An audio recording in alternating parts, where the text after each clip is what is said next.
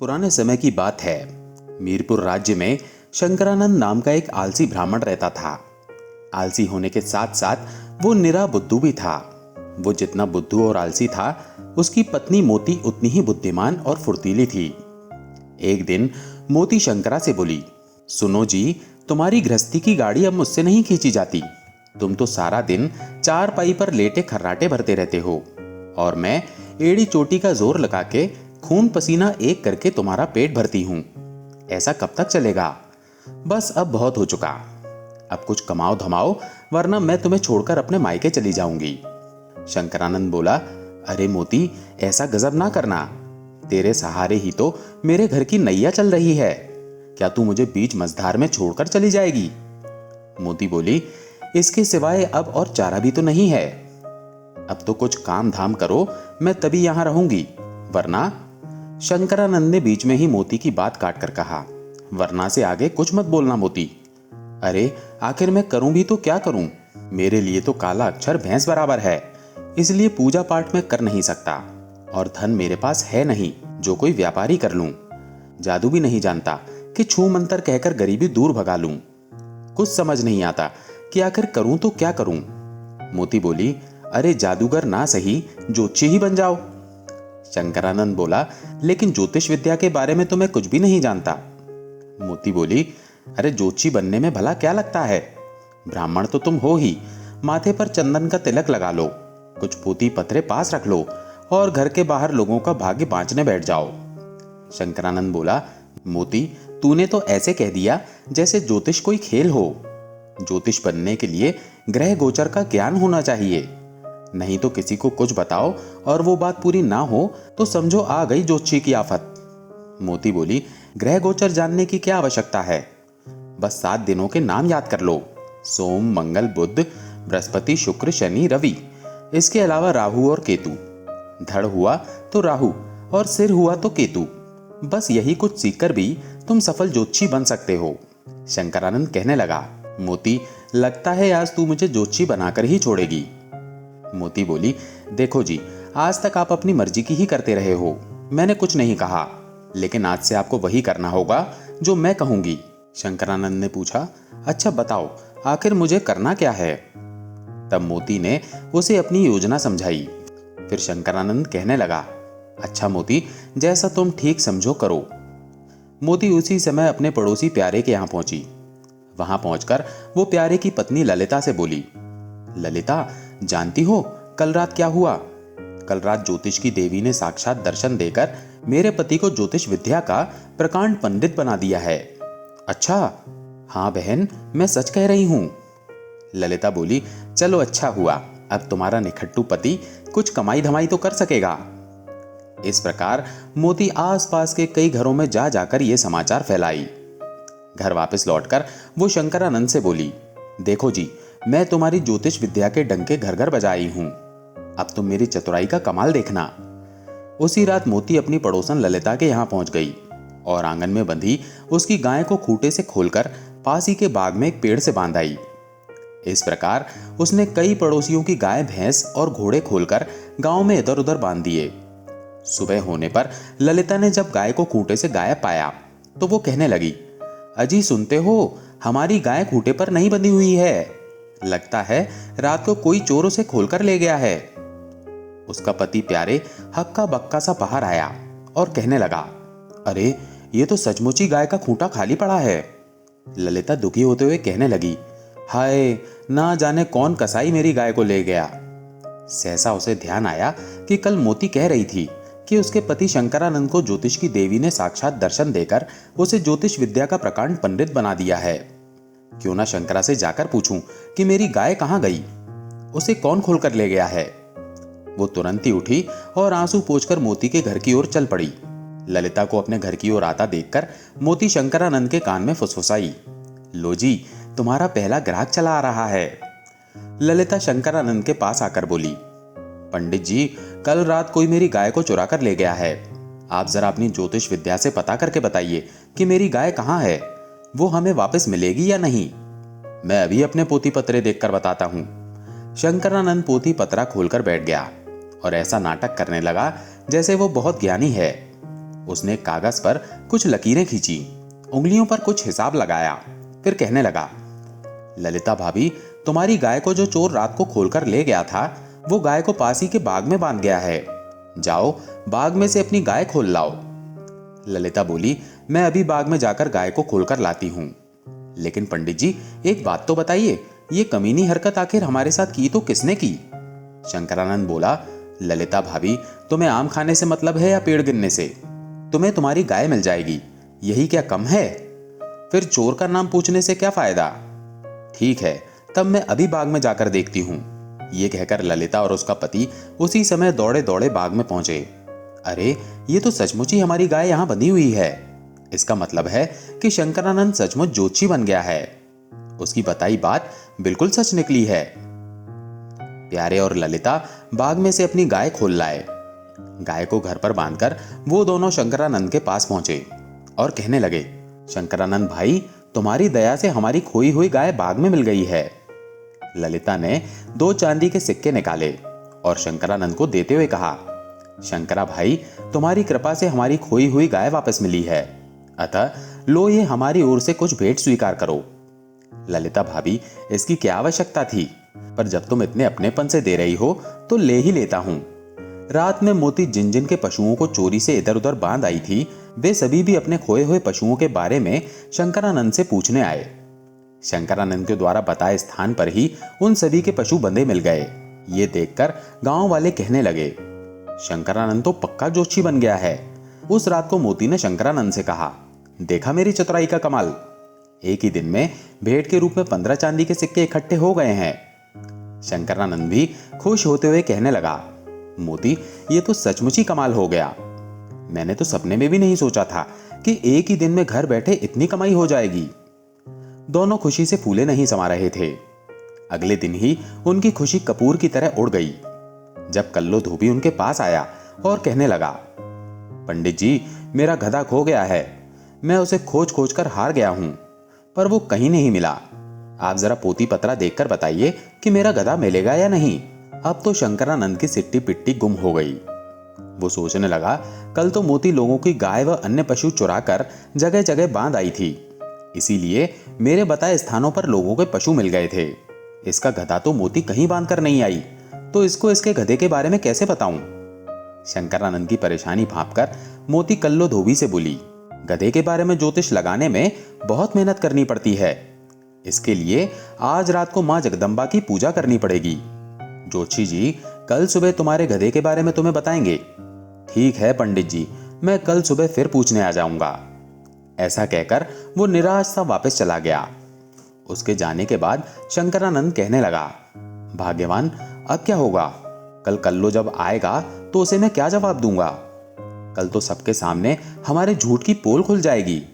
वो सारा दिन उन दोनों का परेशानी में ही बीता। रात को सोने के लिए चारपाई पर लेटे तो नींद उनकी आंखों से कोसों दूर थी। अभी वे दोनों इसी उधेड़ बूंद में थे कि उन्हें गधे के चिल्लाने की आवाज सुनाई दी। अरे, लगता है घर के बाहर कोई गधा रेंक रहा है। दोनों दरवाजा खोलकर उसी समय बाहर आए। देखा तो कल्लो धोबी का खोया हुआ गधा वहां खड़ा था। ये देखकर वो कहने लगे, चलो, भगवान ने लाज रख ली, जल्दी से इस गधे को बांध लो। कल जब धोबी आएगा तो उसे उसका गधा सौंप देना। शंकरानंद ने आगे बढ़कर गधे को बांध दिया।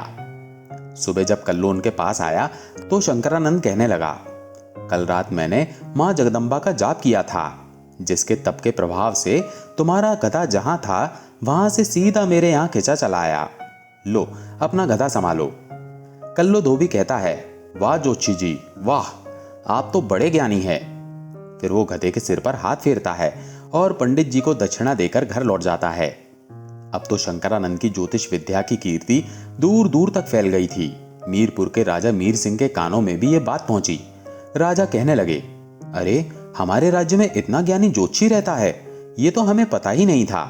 जाओ, कोई उसे बुलाकर हमारे पास लाओ। आदेश पाकर एक सेवक शंकरानंद के पास पहुंचा और कहने लगा, शंकरानंद जी, तुम्हें महाराज ने दरबार में बुलवाया है।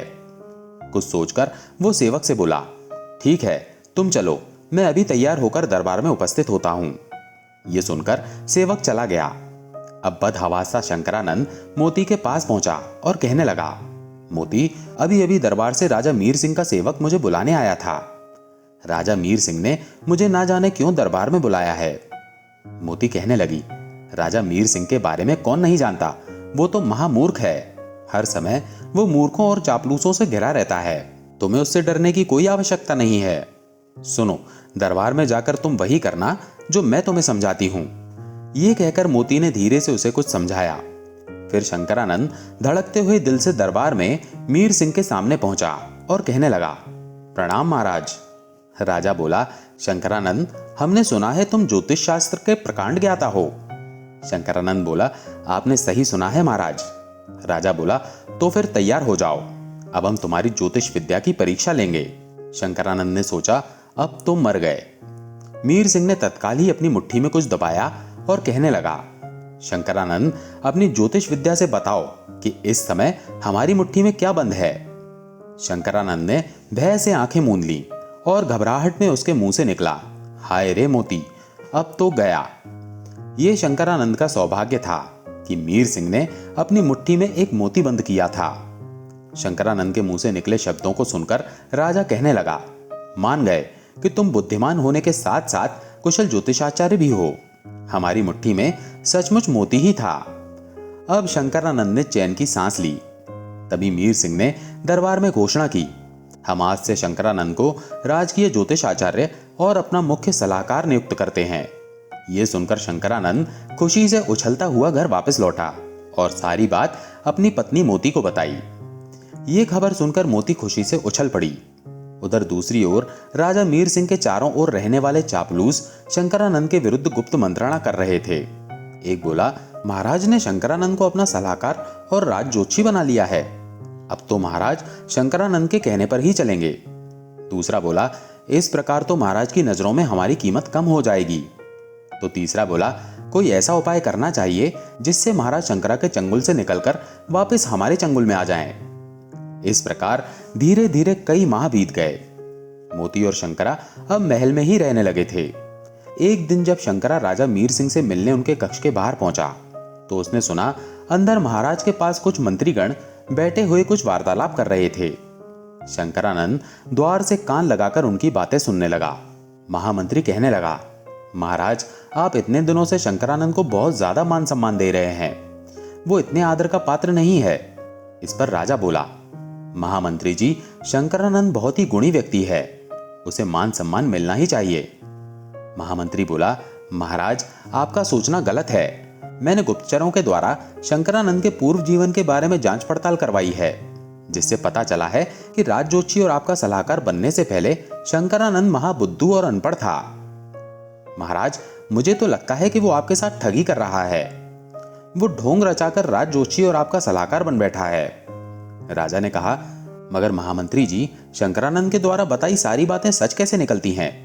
महामंत्री बोला, महाराज, इसी को तो भाग्य कहते हैं। शंकरानंद ने अंदाजा लगाकर जो जो भविष्यवाणियां की वो सच निकली। उसकी ज्योतिष विद्या का कोई कमाल नहीं है। राजा बोला, महामंत्री जी, कुछ भी हो, हमें तुम्हारी बात का जरा भी विश्वास नहीं हो रहा है। कक्ष के अंदर अपने खिलाफ होते षड्यंत्र को सुनकर शंकरानंद के हाथों के तोते उड़ गए।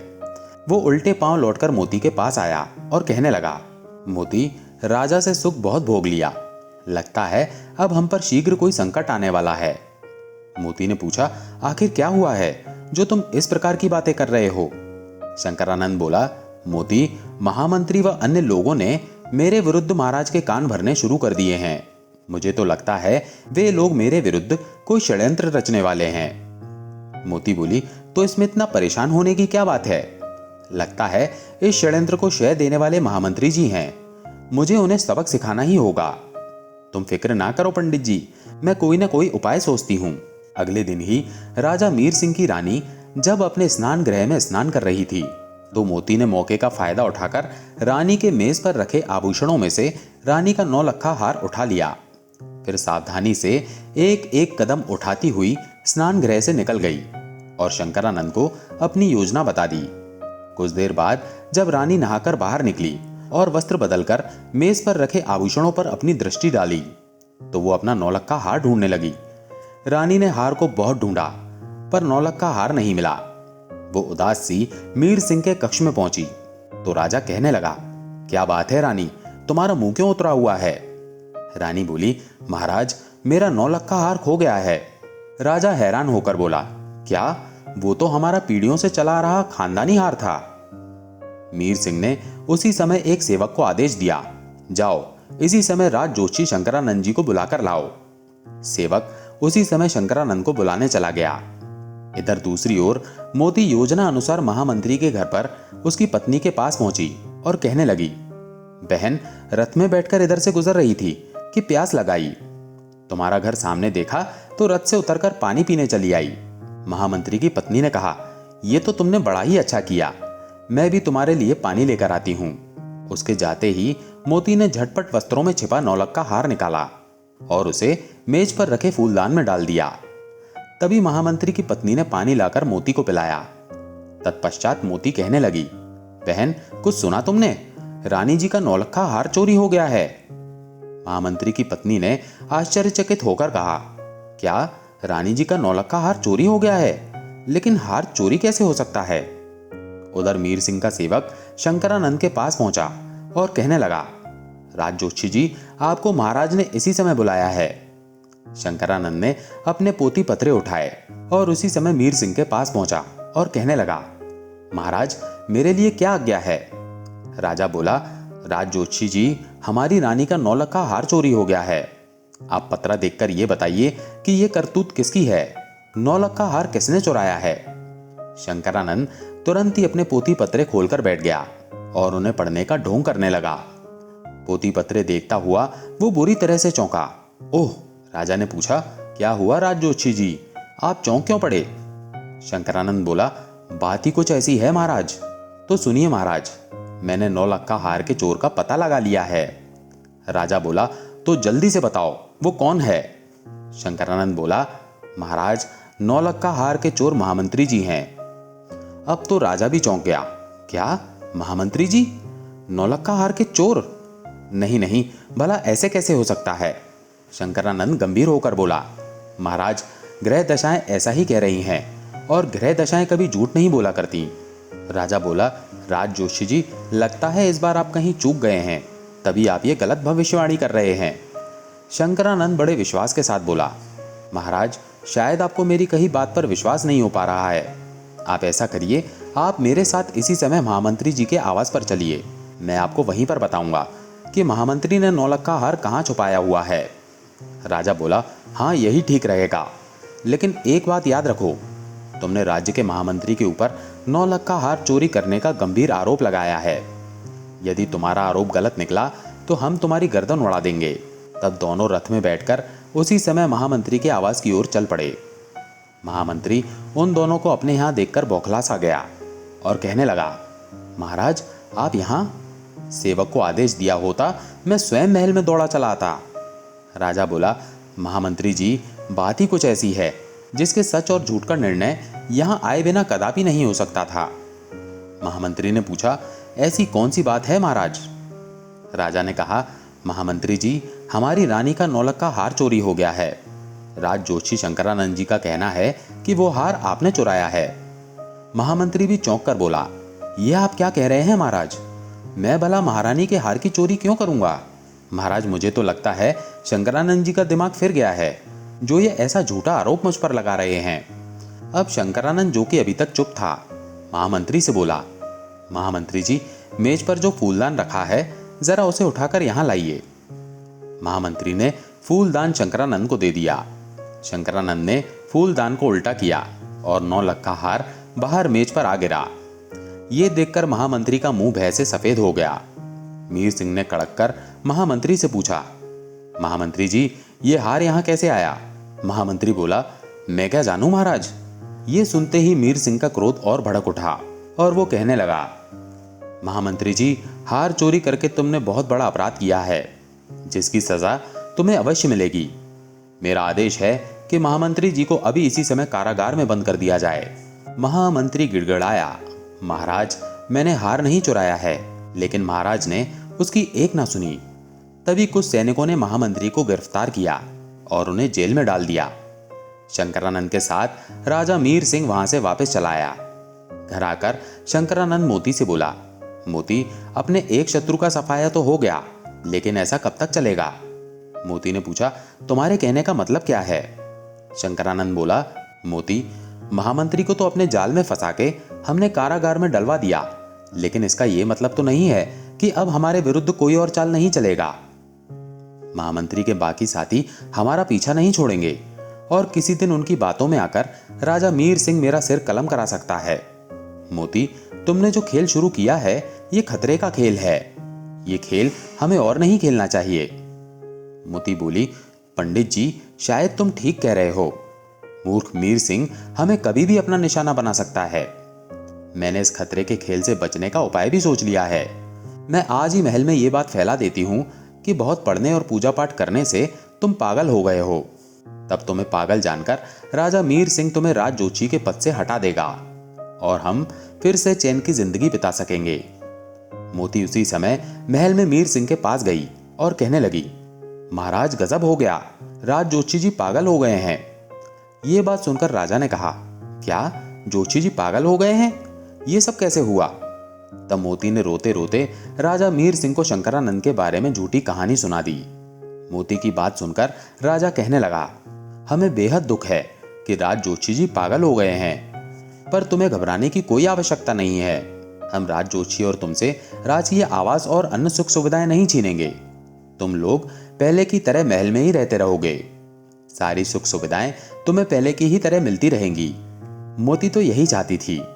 वो बोली, महाराज, आप बहुत दयालु हैं, आपका बहुत बहुत धन्यवाद। ये कहकर मोती अपने घर लौट गई। उसने सारी बात अपने पति शंकरानंद को बताई। फिर वे दोनों खुशी से अपना जीवन बिताने लगे।